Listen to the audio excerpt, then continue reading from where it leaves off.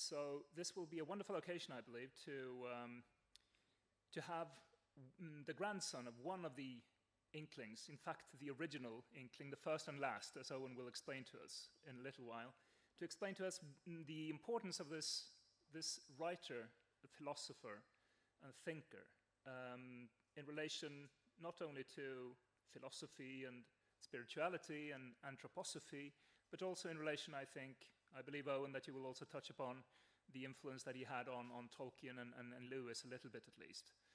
Right.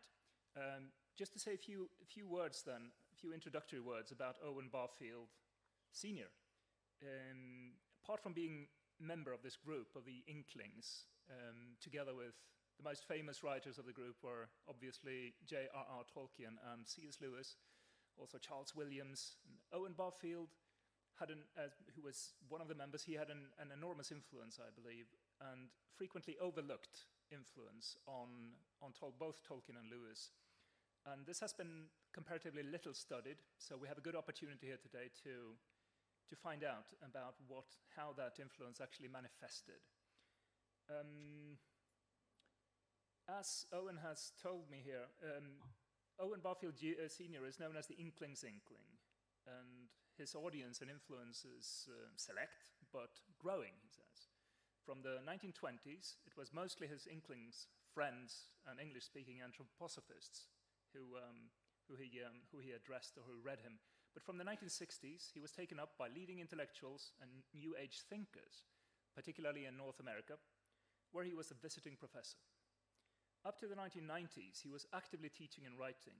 His latest book was published in 2020, posthumously, obviously, and there are still more to come. Enlightened theologians are increasingly turning to Barfieldian philosophy as a way out of our modern-day predicaments. And the 2030s will be the time when his work will be more widely realized, says Owen here.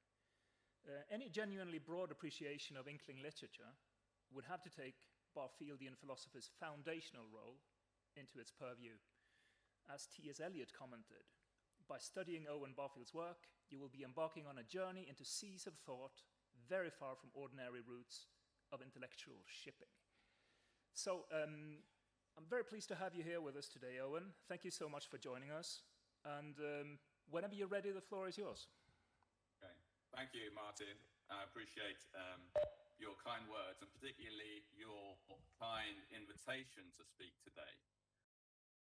It might not seem like this is a historic moment, but you being here, the people in the room with you, anybody listening to this talk, you are participating, and that's a loaded word, in a historic event. I've never spoken at a Spanish public conference before.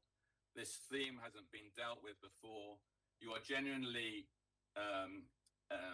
adventurers and forerunners in terms of thinking of this. You are ahead of the curve. So congratulations and well done on being there and being who you are. So well done. Now, as you say, grandfather Owen Barfield is known as the first and last Inkling. The first because he was the first to publish and he brought the Inkling impulse, and the last because he outlived the others and he was publishing long after the others had actually even passed away.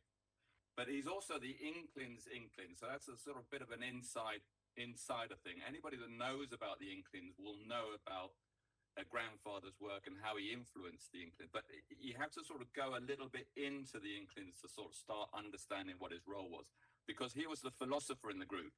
So then if you're going to take the Inkling studies seriously or to a deeper level, you've got to start to understand some of the philosophy behind it, and that's what's so important. And that's really what grandfather cared about. He didn't care about biographies and personalities. He didn't promote himself at all. He wanted people to know what he was trying to communicate and to take an interest in his actual work. So what is his work? His work was about the evolution of consciousness. Now that's a big theme, the evolution of consciousness. But that is grandfather's theme. That's what his work was. And he was consistently working on that throughout his life. And his angle, the way he looked at that, was through evidence in language. So he studied language and he could see or detailed the evolution of consciousness, of human consciousness, as we've experienced that through language. And of course, Tolkien himself described himself as a philologist. That's how he saw himself, an interest in language, a professor of language. So immediately, Tolkien and grandfather had a lot in common. And in fact, it was grandfather's earliest books, History in English Words, Poetic Diction, both of which deal with this theme of language, and also his fairy tale, The Silver Trumpet, which really formed Tolkien's worldview.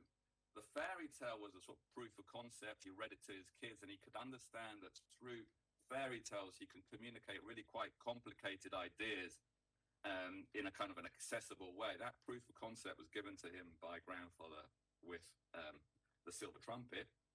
But also books like Poetic Diction, Tolkien found himself having to correct his worldview. He was in a lecture, he was saying one thing, he had to stop and say, no, I can't say that anymore. I've taken on board grandfather's thought, this it's got to be this.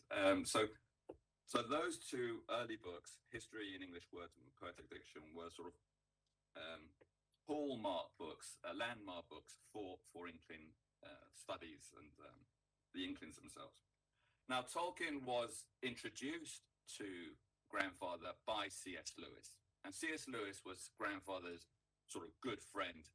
They described each other as their second friend because they each had a first friend, and I'll come to that in a moment.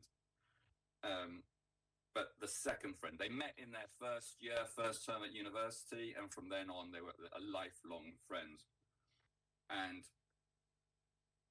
what grandfather is sort of best known for is his role in the story of C.S. Lewis. Is famously, C.S. Lewis was an atheist. He was an atheist writer, an atheist thinker. And grandfather brought him over from atheism to theism. The next step to Christianity was a further step, but that big step, moving from atheism to theism, was done through grandfather's influence, if you like, his philosophy. And they're also known for something that's called the Great War. They called it the Great War themselves. And the Great War is really a philosophical dispute that they had, and it was ongoing for about the best part of 10 years, sort of throughout the 90s.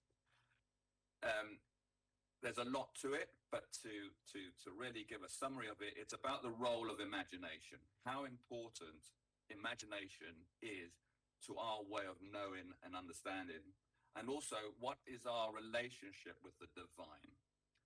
So on those two questions, they differed. They didn't come to an agreement. They remained at different positions. But Lewis kind of backed down